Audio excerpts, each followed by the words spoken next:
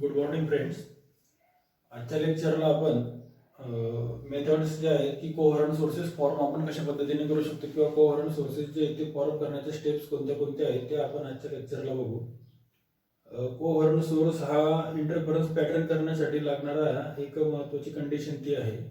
कोहरंट सोर्सचा अर्थ आपण असं घेतला होता की ज्या ठिकाणी म्हणजे इंटरफरन्स पॅटर्न फॉर्म करताना आपल्याला दोन सोर्सेसची गरज पडते. दोघी सोर्सेस जे आहे जर त्यांची फ्रिक्वेन्सी आणि वेव्हलेंथ जी आहे जर ती समजा त्या ठिकाणी सारखी असेल तर त्या वेळेस आपण त्या पॉइंटला या ठिकाणी कोहरंट सोर्सेस जे आहे ते म्हणू. म्हणजे फ्रिक्वेन्सी घ्या, ॲम्प्लिट्यूड घ्या किंवा वेव्हलेंथ घ्या त्या ठिकाणची. जर दोघी सोर्सेसची सारखी असेल तर त्यावेळेसच्या कन्सेप्टला आपण कोहरंट सोर्स जो आहे तो त्या ठिकाणी म्हणू. आता ते ऑब्टेन करण्याच्या दोन स्टेप्स जे आहेत किंवा दोन फेजेस जे आहेत ते तुम्हाला या ठिकाणी सांगितलेले आहेत. फक्त ते फॉर्म करत असताना एक रिअल सोर्स आपल्याला घ्यावा लागेल आणि त्या रिअल सोर्सवरनं आपण दोन अशा कंडिशन त्या ठिकाणी फॉर्म करायच्या आहेत की जेणेकरून तुम्हाला असं वाटेल की दोघी वेव्स जे आहेत किंवा दोघी सोर्सेस जे आहेत ते सारख्या प्रमाणे त्या ठिकाणी लाईटचे जे आहेत ते आपल्याला या ठिकाणी दिसत आहेत. दोन मेथड्स या ठिकाणी आहेत. पहिली मेथड जी ती लॉयड्स मेथड जी आहे ती आहे, लॉयड्स मिरर तिला म्हटलेलं आहे. आणि सेकंड फेज जी आहे ती फ्रेस्नेल बायप्रिझम म्हटलेलं आहे. ओके, दोन प्रकारच्या मेथड्स या ठिकाणी आहेत. पहिली मेथड जी ती लॉयड्स मिरर आणि सेकंड मेथड जी आहे ती आहे फ्रेस्नेल बायप्रिझम. ओके, लॉयड्स हे पण एका सायंटिस्टचं नाव आहे, फ्रेस्नेल हे पण सायंटिस्टचं नाव आहे की ज्यांनी हा शोध लावलेला आहे की लाईट बद्दल आपण त्या ठिकाणी एका सोर्स पासून दोन वेगवेगळे म्हणजे सोर्सेस जे आहेत ते आपण त्या ठिकाणी फॉर्म करू शकतो. ओके, आता पहिल्यांदा आपण लॉयड्स मिररची जी कन्सेप्ट आहे ती बघू. सुरुवातीला तुम्हाला या ठिकाणी एक सोर्स घ्यावा लागेल जो रिअल सोर्स आहे तो म्हणजे लाईट सोर्स, आणि एक प्लेन मिरर सारखा शेप जो किंवा प्लेन सरफेस जे त्या ठिकाणी तुम्हाला घ्यावा लागेल. या ठिकाणी हे समजून आलं की हा जो फॉर्म आहे हा प्लेन सरफेसचा भाग आहे. पुढे तुमची काय स्क्रीन असेल आणि त्या स्क्रीनवरती तुम्हाला इंटरफरन्स पॅटर्न तुम्हाला त्या ठिकाणी मिळत असेल. हा जो आहे हा एक स्ट्रक्चर समजा ते बँडचा फॉर्म डार्क ब्राईट पॉईंटसाठी आपण त्या ठिकाणी कसं कन्स्ट्रक्शन त्या ठिकाणी केलेलं आहे. ही उभी रेषा ती समजा स्क्रीन त्याच्यावरती जसे पॉईंट मिळतील तशा स्वरूपात आपण ब्राईट डार्क पॉईंट या ठिकाणी घेऊ. रिअल सोर्सचा हा कन्सेप्ट तुमचा या ठिकाणी आहे. इथून समजा अशा नंबर ऑफ वेव्स ज्या आहेत त्या ह्या सरफेस वरती गेल्या. काही वेव्स ज्या आहेत त्या स्क्रीन पर्यंत डायरेक्टली समजा या ठिकाणी त्याच्या समजा ही आणि ही अशा तीन वेव्स जर बघितल्या तुम्ही डायरेक्ट त्या सरफेस त्या स्क्रीनवरती डायरेक्ट कॉन्टॅक्ट त्यांचा झालेला आहे. पण काही रेज ज्या आहेत त्या रिफ्लेक्ट झालेल्या आहेत. ओके, म्हणजे इथून जर तुम्ही बघितलं तर ही रे जी आहे ती इथं आली, इथून ती वरती रिफ्लेक्ट झालेली आहे. आता डायग्राम जर तुम्हाला या ठिकाणी समजत असेल तर पुस्तक जे असेल आपलं ते समोर ठेवून तुम्ही बसा आणि व्यवस्थित या ठिकाणी टॉपिकचा जो कन्सेप्ट आहे तो ऐकून घ्या किंवा समजून घ्या. म्हणजे काही रेज जे डायरेक्टली स्क्रीनवरती पोहोचतात, तर काही रेज ज्या आहेत त्या मिररवरती म्हणजे प्लेन सरफेस जो आहे त्याला आपण मिरर म्हणू, कारण तिथूनच रिफ्लेक्शन जे आहे ते आपल्याला त्या ठिकाणी जाणवेल. आणि तशा कन्सेप्ट वरून तुम्हाला ह्या काही रेज जे म्हणजे तीन फॉर्म आपण जे आहेत ही कन्सेप्ट आणि ही कन्सेप्ट अशा तीन रेज जे आहेत त्या रिफ्लेक्टेडचे आपण दाखवले. आता त्यांचा जो सरफेसला टचिंग पॉईंट जो हा होता, त्याच्या करस्पॉन्डिंग समजा आपण असं म्हटलं की ही लाईन जी इथे अशी गेलेली आहे तर ती याच्यामुळे इथं सोर्स त्या ठिकाणी पाहिजे. मग त्याच्या करस्पॉन्डिंग असणारा एक आपण इमॅजिनरी पॉईंट जो आहे म्हणजे तिथून समजा इथं आपण असं पकडलं तर इथं तो पॉईंट येईल. ह्या रेचा आपण त्या ठिकाणी असं जॉईनिंग पॉईंट त्या ठिकाणी घेऊ आणि ह्या रेचा आपण त्या ठिकाणी म्हणजे हा जो खालचा जो पार्ट आहे तो एक आपला एक इमॅजिन करणारा एक पार्ट आहे की इमॅजिन करणारा एक सोर्स होईल की आपण समजा ह्या ठिकाणी सोर्स असा ठेवला तर इथून समजा लाईट अशा पद्धतीने त्या ठिकाणी मूव्ह शकतात. ओके, म्हणजे लॉइड्स मिररने जो ह्या ठिकाणी म्हणजे आता हा एक सोर्स झाला आणि हा एक दुसरा सोर्स झाला, अशा एका सोर्स पासून दोन सोर्स त्या ठिकाणी झाले. ऍक्च्युअली जर बघितलं तर ही व्हर्च्युअल सोर्सेस आहे. व्हर्च्युअल सोर्सचा अर्थ असा असतो की ती इमॅजिनेशन आपण केलेली आहे की इथून समजा जर ती रे इथे जाते ना मग तिची डायरेक्शन इकडे अशी पाहिजे आणि इथून आपण तो इन्सिडेंट केला असं त्या ठिकाणी आपल्याला वाटलं पाहिजे. बरोबर, म्हणजे समजा आपण समजा इकडे जर समजा रे घेत जाते तर तिचा सोर्स पॉईंट समजा आपण इकडे घेतला होता असं अशा डायरेक्शन आपण त्या ठिकाणी सोर्स जो आहे तो मूव्ह केला आहे अशी ती पोझिशन होती. ओके, त्याच्यामुळे ह्या ठिकाणी फक्त हा जो डॉटेड लाईनचा पार्ट आहे तो त्या ठिकाणी आपण यासाठी घेतलेला आहे की आपल्याला त्या ठिकाणी समजलं पाहिजे किंवा तसं जाणवलं पाहिजे की आपण एक दुसरा सोर्स जो आहे तो पण तयार करू शकतो. म्हणजे आपण तशी कन्सेप्ट जी ती इमॅजिन केलेली आहे, इमॅजिन केल्यानंतरच तुम्हाला हा जो फॉर्म त्या ठिकाणी ऑब्झर्व करता आला. ओके, म्हणजे हा जो पार्ट आहे हा ऍक्च्युअली त्या ठिकाणी सोर्स नाही पण आपण तयार केलेला आहे. आणि तीच आपल्याला या ठिकाणी method for obtaining coherent sources, जी फ्रिक्वेन्सी याची तीच फ्रिक्वेन्सी आपण याची म्हणू शकतो. ऍक्च्युअली जर बघितलं तर ह्या एकाच सोर्समुळे हे सर्व घडतं इकडचं, फक्त हा जो खालचा जो पार्ट आहे तो आपण आपल्या मनाच्या समजूतदारासाठी किंवा आपल्याला दुसरा सोर्स फॉर्म करता येऊ शकतो का त्यासाठी आपण हा केलेला एक प्रयोग आहे सिंपल. त्याच्यामुळे असं समजून घेऊन चाललं इथं सोर्सेस आहेत, इथं सोर्स नाहीये म्हणून त्या ठिकाणी व्हर्च्युअल सोर्स म्हटलं आहे. व्हर्च्युअलचा अर्थ असतो की तो आपण इमॅजिन केलेला आहे. रिअल या ठिकाणी असं म्हटलं की तो एकच सोर्स त्या ठिकाणी खरा खुरा त्या ठिकाणी आहे. ओके, हा फरक या ठिकाणी आहे व्हर्च्युअल सोर्सेस आणि रिअल सोर्सेस मध्ये. हा डिफरन्स त्या ठिकाणी तो समजून आपण या ठिकाणी हा पॉईंट जो येतो क्लिअर. नंतर पुढच्या ठिकाणी आपण फ्रेस्नेल बायप्रिझम, म्हणजे हा पहिला पॉईंट झाला की तुम्हाला त्या ठिकाणी कोहरंट सोर्स जो आहे तो फॉर्म करता येऊ शकतात की दोन सारख्या रेंजेसचे सारख्या फ्रिक्वेन्सीचे सोर्स आपण त्या ठिकाणी फॉर्म करू शकतो, अशी आपली एक ती कन्सेप्ट आहे, इमॅजिनेशन ती आहे. सेकंड फॉर्म मध्ये फ्रेस्नेल बायप्रिझम या ठिकाणी म्हटलेला आहे. फ्रेस्नेल बायप्रिझम, याच्यामध्ये बायप्रिझम जो तो वापरलेला आहे. हा जो मधला पार्ट आहे हा बायप्रिझम आहे, म्हणजे ही जी मध्ये कन्स्ट्रक्शन तुम्हाला दिसते पूर्णपणे बायप्रिझमची त्या ठिकाणी आहे.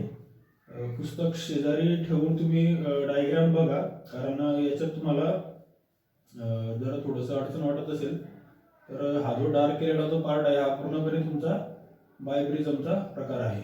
ओके, बायप्रिझमचा अर्थ असा असतो की त्या ठिकाणी दोन प्रिझम जे ते वापरलेले आहेत, त्याचं जॉईनिंग या ठिकाणी झालेलं, त्याच्यावर तो बायप्रिझम जो इथं आलेला. बाय हा दोनसाठी वापरलेला प्रिझम, तो ट्रायंग्युलर शेप त्या ठिकाणी ग्लास पासून बनलेला तो एक पार्ट असतो.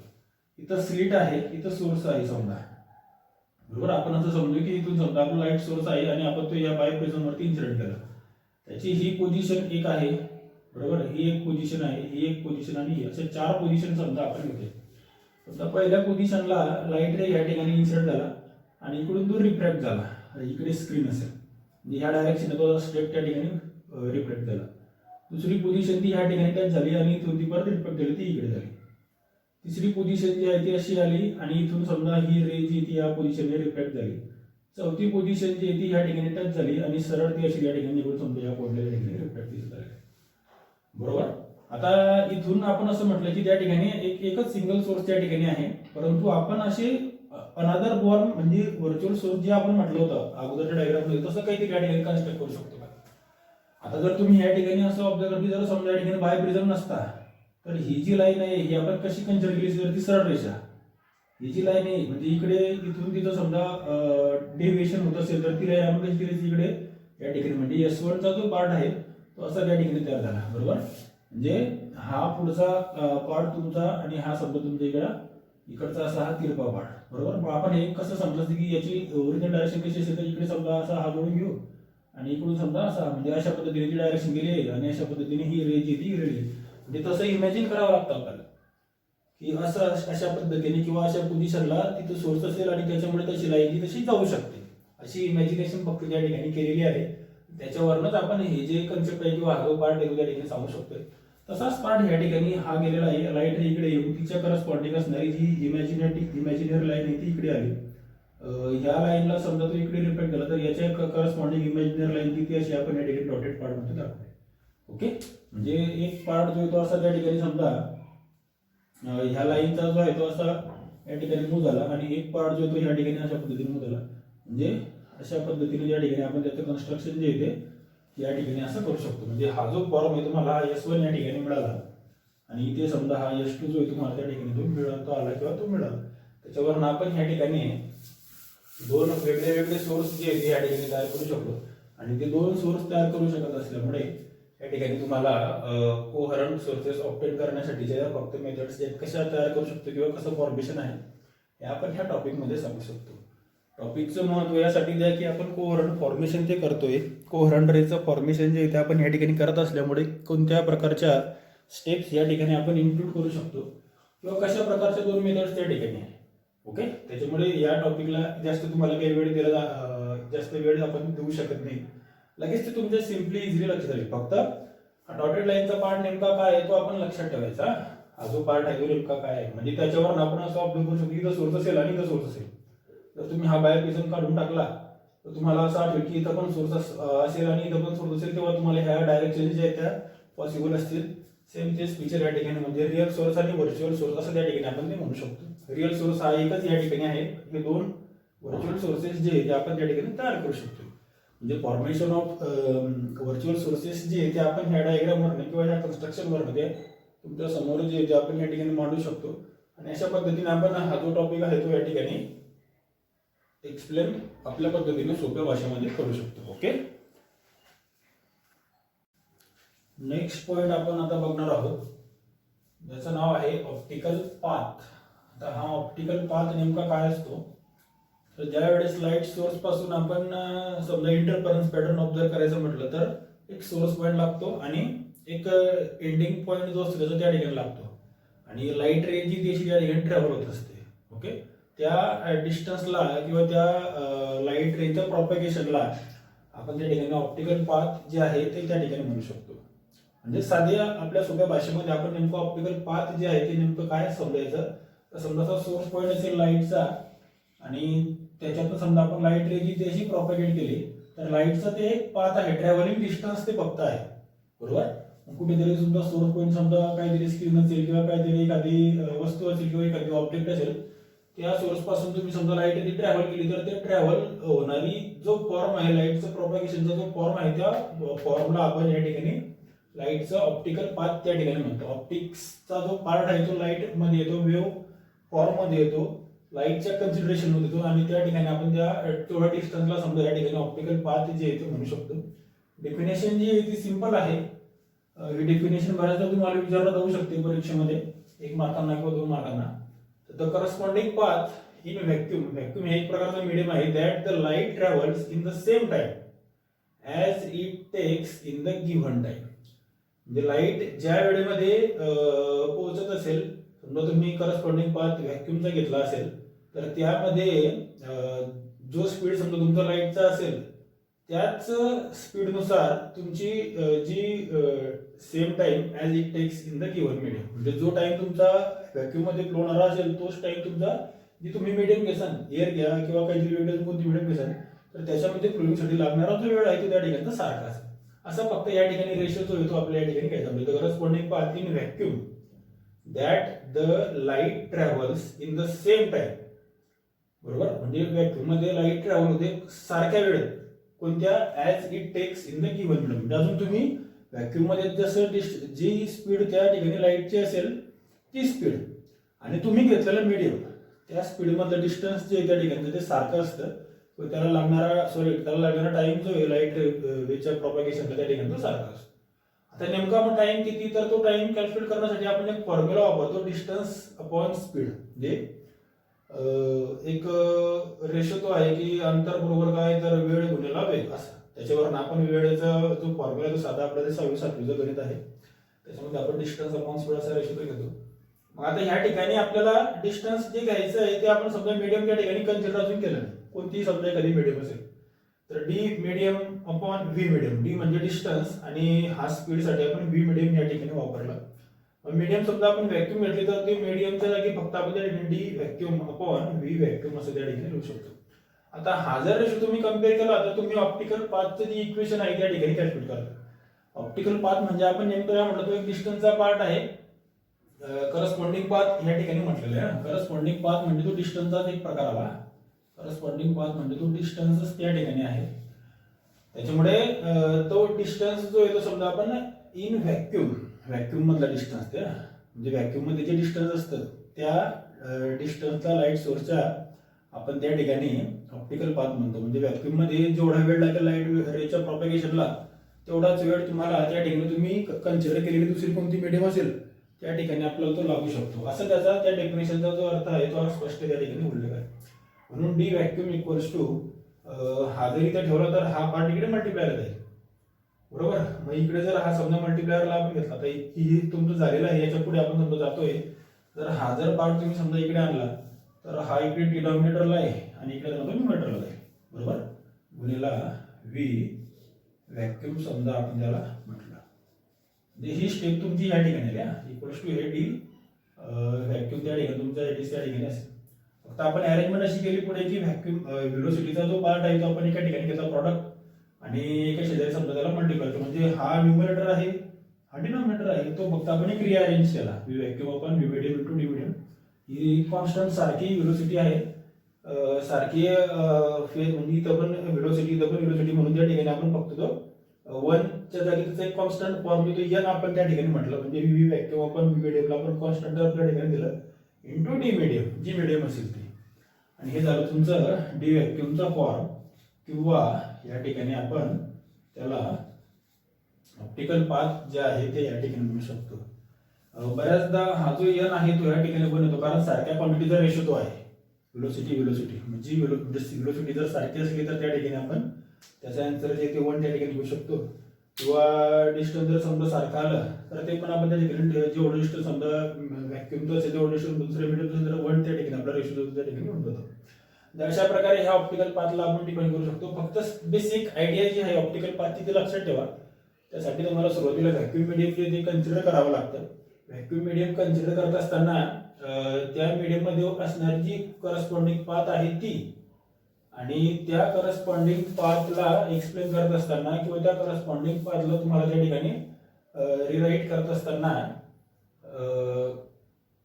जे तुम्हाला ट्रॅव्हल्स इन द सेम म्हणजे व्हॅक्यूम मध्ये जो वेळ लागेल तोच वेळ तुम्हाला दुसऱ्या मीडियम मध्ये पण लागेल म्हणजे एका पर्टिक्युलर पॉईंट पर्यंत पोहोचण्यासाठी व्हॅक्यूम मीडियम मध्ये जेवढा वेळ लागेल तेवढा तुम्हाला कोणतीही वेळ तुम्ही इकडे जर घेतली तर त्या ठिकाणी तुम्हाला डिस्टन्स ते अचीव करण्यासाठी सारखा वेळ लागू शकतो। तेच म्हणजे या ठिकाणचं ऑप्टिकल पाथ असा एक साधा बेसिक पार्ट तुम्हाला ह्या सिलेबसला तो दिलेला आहे आणि तो आपण अशा पद्धतीने या ठिकाणी एक्सप्रेस करू शकतो किंवा एक्सप्लेन करू शकतो। मेन थीम जी आहे आर्टिकलची ती तुम्ही लक्षात ठेवा कारण त्याच्या जेवढं तुम्ही खोलात असाल तेवढं तुम्हाला ते डीप मध्ये घेऊन जाईल। ओके बेसिक टर्म जी काही कन्सेप्ट आपल्या विषयाच्या अशा की त्या फक्त आपण तेवढ्या पुरता अभ्यासायच्या जास्त खोलात जाण्याचा आपण त्या ठिकाणी विचारतो थोडासा म्हणजे जास्त तो करायचा नाही बेसिक पार्ट फक्त त्यातला जो आपल्याला लागतोय तेवढाच आपण घ्यायचा तिथे आपण त्याला स्टॉप करायचा। ओके अशा प्रकारचा हा आपला ऑप्टिकल पाथचा कन्सेप्ट आपण या ठिकाणी संपवला। Okay thank you. यानंतरचा पॉईंट जो आहे तो आपण लाईटच्या दुसऱ्या भागाकडे म्हणजे इंटरफरन्स पॅटर्नचा जो कन्सेप्ट आहे तो इथं झाल्यानंतर आता दुसऱ्या पॉईंटकडे आपण या ठिकाणी वळू ज्याचं नाव आहे डिफ्रॅक्शन ऑफ लाईट किंवा डिफ्रॅक्शन असं त्या ठिकाणी आपल्याला त्या ठिकाणी त्या पॉईंटचं नाव जे आपण घेऊ शकतो। दोन म्हणजे डिफ्रॅक्शन नेमकं काय असतं किंवा डिफ्रॅक्शन जी आहे प्रोसेस ती कशी घडू शकते तर आपण समजा एखादी सोर्स त्याची डायरेक्ट डेफिनेट फॉर्म तुम्हाला सांगतो। आतापर्यंत आपण लाईटचे बघा किती एक्सपेरिमेंटल सेटअप जे इथे बघितले। पहिला जो पार्ट होतो तुमचा तो बेसिक त्या ठिकाणी झालेला आहे रिफ्लेक्शन त्याला आपण म्हणतो रिफ्रॅक्शन त्याला आपण म्हणतो। नंतर पोलरायझेशनचा पार्ट जो तो आपण ह्या चॅप्टर मध्ये बघितला। नंतर इंटरफरन्सचा पार्ट जो तो आपण आताच त्याला समजा आपण संपवलेला आहे आणि आता आपण शेवटच्या भागाकडे म्हणजे चॅप्टरच्या एंडिंग पार्टकडे जो तुम्हाला डिफ्रॅक्शन ऑफ लाईटच्या किंवा डिफ्रॅक्शनच्या फॉर्म मध्ये तुम्हाला या ठिकाणी तो अभ्यासायचा किंवा तो समजून घ्यायचा आहे। ओके जशा 5 कन्सेप्ट जे आहेत 5 कन्सेप्ट आपण ह्या चॅप्टरच्या म्हणजे लाईट मध्ये आपण 5 कोणते बदल घेऊ शकतो किंवा बघू शकतो त्यातला हा आपला एक शेवटचा प्रकार जो आपण म्हणजे चॅप्टरच्या आपण एंडिंगकडे थोडंसं जातो आहोत। त्यासाठी आपण या ठिकाणी डिफ्रॅक्शनची कन्सेप्ट जी आता आपण समजून घेऊ। रिफ्रॅक्शन ज्या वेळेस घडतं त्यावेळेस आपल्याला मीडियमची गरज असते बाकी म्हणजे स्पेसिफिक अशा मीडियमची त्या ठिकाणी कंडिशन असते की आता बाकीचे जे कन्सेप्ट आहे म्हणजे पोलरायझेशन झालं इंटरफरन्स झालं डिफ्रॅक्शन झालं याला आपण तसं काही स्पेसिफाईड झालं की एअरच पाहिजे का वॉटरच पाहिजे तसं त्या ठिकाणी असं म्हणजे तुम्हाला अशी जनरल कंडिशन त्या ठिकाणी नाहीये। म्हणजे रिफ्लेक्शनसाठी आपण म्हणतो की एकच मीडियम पाहिजे रिफ्लेक्शनसाठी आपण म्हणतो की 2च मीडियम पाहिजे मग एक वॉटर पाहिजे 2 डिफरंट पाहिजे असं त्या ठिकाणी तसं याला आपण तसं आतापर्यंत उल्लेख केला नाही। मीडियमची गरज असते पण असं आपण कंडिशन त्या ठिकाणी अप्लाय केलेलं नाहीये। ओके डिफ्रॅक्शन नेमकं काय आहे समजा एखादी लाईट सोर्स जो आहे तो आपण ह्या ठिकाणी घेतला त्याच्यापासून समजा अशा नंबर ऑफ लाईट रेज ज्या आहेत त्या अशा बाहेर पडतात। ओके जसा लाईट सोर्स आपला हा असेल याच्यातून समजा एक पर्टिक्युलर डायरेक्शन जे आहे ते आपण लाईट समजा इकडचा भाग आपण घेऊ तर त्यावेळेस समजा आपण इकडचा भाग थोडंसं अवॉइड करू मागच्या भागाकडे आपण जाऊ समजा आपण लाईटचं प्रॉपगेशन जे या डायरेक्शन समजा होतंय ह्या सोर्स ऑफ लाईट हा असल्यामुळे लाईट सोर्स हा आहे याच्यापासून लाईट रेज जे या डायरेक्शनला समजा मूव्ह होत असतील लाईट रे जोपर्यंत मूव्ह होतोय तोपर्यंत समजा तो असा सरळ त्या ठिकाणी फ्लो झाला, मूव्ह झाला, तो कुठपर्यंत मूव्ह होईल जोपर्यंत मध्ये काहीतरी त्याला ऑब्स्टॅकल येणार नाही किंवा मध्ये काहीतरी एखादी ऑब्जेक्ट येणार नाही. समजा एखादी ऑब्जेक्ट त्या ठिकाणी येऊन गेला, बरोबर, एखादी ऑब्जेक्ट जो आहे तो त्या ठिकाणी आला, त्यावेळेस ती लाईट रे जी आहे ती जोपर्यंत ऑब्जेक्ट येत नाही तोपर्यंत स्ट्रेट फॉरवर्डली ती मूव्ह होती, कुठेही ती बेंड झाली नाही, कुठेही ती अशी वेगळ्या अँगलने गेली किंवा कुठेही ती डेव्हिएट झाली नाही. जसा का त्या ठिकाणी एखादी ऑब्जेक्ट म्हणजे मध्ये आला तर त्यावेळेस ते लाईट रेचं जे आहे ते ह्या डायरेक्शनने किंवा ह्या डायरेक्शनने त्या ठिकाणी बेंडिंग जे आहे ते होऊ शकतं. म्हणजे तेवढ्या रिजन पुरतं तेवढ्या भागापुरतं लाईटचं बेंडिंग ऑफ लाईट जे त्या ठिकाणी होतं. Bending of light due to obstacle and in front of obstacle there is formation of the shadow. म्हणजे त्या ऑब्स्टॅकलची तुम्हाला शॅडो जी आहे ती पुढे त्या ठिकाणी दिसायला लागते. ह्या कन्सेप्टला आपल्याला लाईटचं डिफ्रॅक्शन झालं ते या ठिकाणी म्हणतो. आता याचं साधं उदाहरण म्हणजे सांगायचं काय आहे की समजा लाईट रे जोपर्यंत प्रॉपेगेट होत आहे तोपर्यंत जो कुठपर्यंत ती सरळ जाईल तर जोपर्यंत मध्ये तिच्या काहीतरी एखादी ऑब्स्टॅकल येणार नाही तोपर्यंत, आणि एकदाचा का त्या ठिकाणी ऑब्स्टॅकल आला मध्ये तर त्या पॉइंटला ती टच होऊन मध्ये इंटरफेअर न करता ती अशा त्याच्या एजेस पासून बेंड ते होते, तिच्या एजेस पॉइंट पासून ती लाईट रे जी आहे ती अशी वेगळ्या अँगलने त्या ठिकाणी डेव्हिएट होते किंवा त्या ठिकाणी लाईटचं जे आहे ते बेंडिंग होते किंवा डेव्हिएट त्या ठिकाणी लाईटचं फॉर्मेशन जे आपल्याला त्या ठिकाणी बघायला मिळतं.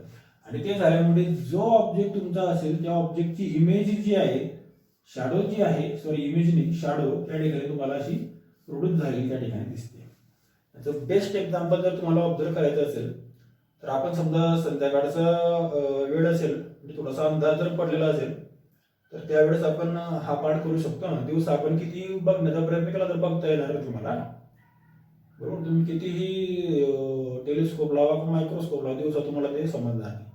त्यासाठी एक तर डार्क रूम लागेल किंवा अंधार ज्या वेळेस होतो त्यावेळेस तुम्ही हा एक्सपेरिमेंट जो करू शकता. आता नेमका तो कसा,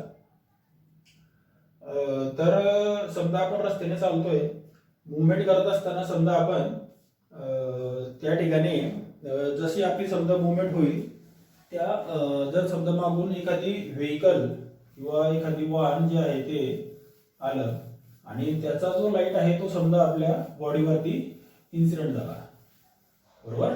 म्हणजे समजा आपण या ठिकाणी अशी व्हेकल समजा इकडे ती असेल आणि त्याचा समजा हा लाईटचा जो पार्ट आहे तो हा असेल, ओके.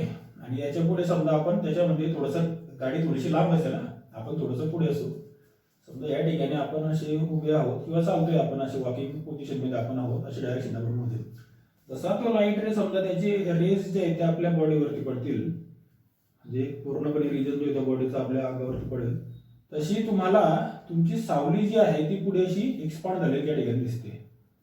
म्हणजे मोठी इमेज जी आहे ती तुम्हाला त्या ठिकाणी अशी लगेच त्या ठिकाणी तयार झालेली दिसते, ओके. आणि ती जी इमेज तुम्हाला तिकडे एकतर रस्त्यावर दिसते किंवा कुठेतरी असं स्क्रीन समजा काहीतरी पुढे आलं तर त्या ठिकाणी तुम्हाला ते ऑब्झर्व कसं करायला त्या ठिकाणी जाणवतं, ओके. म्हणजे एवढ्या भागामध्ये तुम्हाला ती शॅडो जी आहे ती प्रोड्यूस झालेली त्या ठिकाणी दिसते. आणि ह्याच भागामध्ये आपण असं म्हणू शकतो की लाईटचं जे डिफ्रॅक्शन आहे ते या ठिकाणी प्रोड्यूस झालेलं आहे. किंवा अजून एक पार्ट समजा आपण इलेक्ट्रिक पोल बऱ्याच गावामध्ये असेल तर त्या ठिकाणी समजा जो बल्ब लागलेला असतो त्याच्या जर तुम्ही एक्झॅक्ट डाऊनवर्ड डायरेक्शन लो राहिलात म्हणजे खालच्या डायरेक्शन समजा इथं असा हा तुमचा हा इथे समजा ट्यूबलाईट असेल किंवा काहीतरी त्या ठिकाणी समजा असा हा इलेक्ट्रिक पोल असेल, ओके. म्हणजे असं कन्स्ट्रक्शन, आणि तुम्ही जर समजा याच्या एक्झॅक्ट खालच्या डायरेक्शनला जर उभे असलात तर तुम्हाला तुमची जी इमेज आहे ती अशी खालती अशी वेगळ्या अँगलने त्या ठिकाणी प्रोड्यूस झाली. त्या ठिकाणी इमेज जी तुम्हाला दिसते सॉरी अशी ती म्हणजे डोकं दिसेल आणि पाय ज्या बाजूला आहे त्या ठिकाणी तुम्हाला असे ते पायाचं कनेक्शन त्या ठिकाणी दिसेल. असं त्या ठिकाणी एक पायाचा जो पॉईंट जो एक्झॅक्ट झालेला दिसतो म्हणजे याची सावली जी ती खालती पडते. आणि हा सावलीचा जो भाग आहे किंवा ती शॅडो जी त्या ठिकाणी प्रोड्यूस होते एवढ्या रिजनमध्ये तुमचं लाईटचं जे म्हणजे असा हा समजा पूर्णपणे त्या ठिकाणी लाईटचा फोकस जर तुमच्या बॉडीवरती पडत असेल तर त्याची इमेज त्या ठिकाणी होते. म्हणजे हे शॅडो त्या ठिकाणी फॉर्म झाली पाहिजे अशा प्रकारचे. म्हणजे इथून तुमच्या बॉडीपासून लाईटचं जे बेंडिंग झालेलं आहे बरोबर. ज्या ज्या भागावरती तुमचा लाईटचा भाग, ज्या ज्या भागापासून बेट झालं तर तो भाग तुमच्या शॅडोमध्ये त्या ठिकाणी प्रोड्यूस होईल. असं एक कन्स्ट्रक्शन त्या ठिकाणी दिसतं. बेस्ट एक्झाम्पल त्याचा तुम्ही समजा बऱ्याचदा रस्त्याने जर मूव्ह झाले, मागून समजा 4 व्हीलर आली किंवा 2 व्हीलर आली, तर तिचं इमेज जर तुमच्या बॅक साईडने समजा पूर्ण बॉडीवरती स्प्रेड झाला, तर तुम्हाला तुमची सावली पुढे अशी चालताना किंवा त्याचे असा एक भास होतो की पुढे आपली सावली समजा त्या ठिकाणी दिसते. जशी शॅडो त्या ठिकाणी तुम्हाला दिसेल त्यावेळेस समजायचं की तो तुमचं डिफ्रॅक्शन ऑफ लाईट जे आहे किंवा आपल्या फिजिक्सचा हा जो पार्ट आहे डिफ्रॅक्शन ऑफ लाईट, तर तो त्या ठिकाणी कन्स्ट्रक्ट झालेला आहे किंवा तो प्रोड्यूस झालेला आहे. ओके. याचे काही टाईप्स आहेत. ते टाईप्स जे ते प्रॉनोपर आणि फ्रेस्नेल ते आपण नेक्स्ट लेक्चरला ते आपण कंटिन्यू करू. आजच्या लेक्चरला आपण याच ठिकाणी थांबू. Okay, thank you.